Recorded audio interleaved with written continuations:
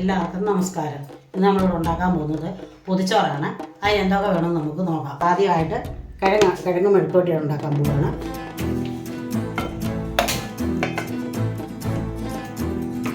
ഈ മെഴുക്കുവരട്ടിക്ക് എണ്ണ ഇങ്ങനെ ഒഴിക്കണം. നമുക്കിനി ഈ കിഴങ്ങ് അരിഞ്ഞ് വെച്ചിരിക്കുന്നത്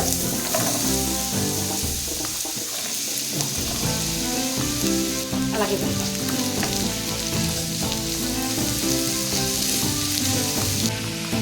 പാകത്തിന് ഉപ്പ്, മുളക് പൊടി, ഇതിൻ്റെ ശകലം മീറ്റ് മസാല, നമുക്കിത് ഇളക്കി കൊടുക്കാം.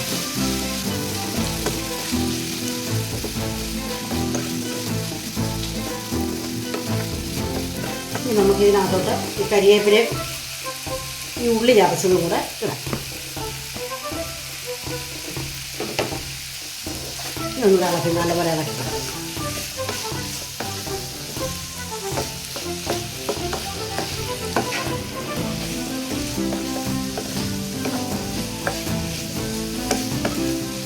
ഇനി ഇത് നമുക്ക് അടച്ചു വെച്ച് വേണം.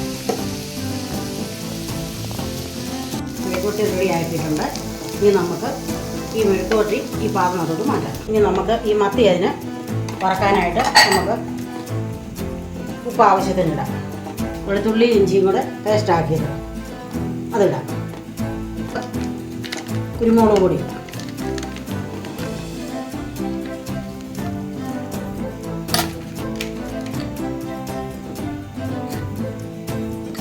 ഇളക്കി കൊടുക്കാം. സ്വല്പം എണ്ണയും കൂടി ഒഴിച്ചിടാം.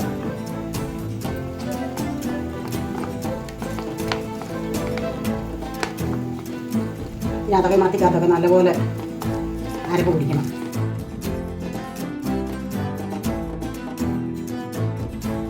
ഇനി എണ്ണ ഒഴിക്കാം. എണ്ണ ഉണ്ടാക്കുമ്പോൾ നമുക്കിനി മത്തി അങ്ങോട്ട് എണ്ണ കഴിക്കാം.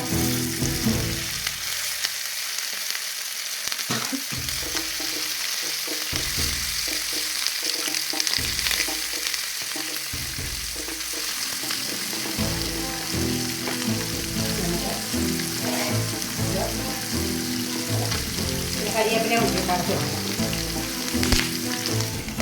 നമുക്ക് പിടിയൊന്നും മറിച്ചില്ല. ഇതൊക്കെ മൂത്തിട്ടുണ്ട്.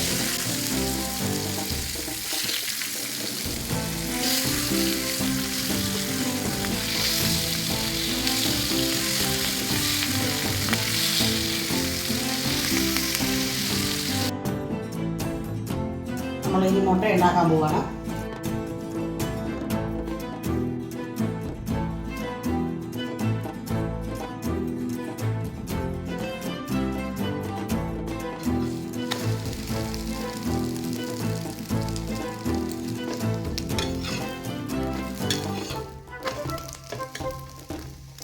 മുട്ട പൊരിച്ചത് റെഡി ആയിട്ടുണ്ട്.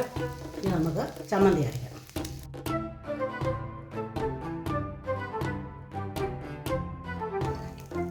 മുളക് പൊടി,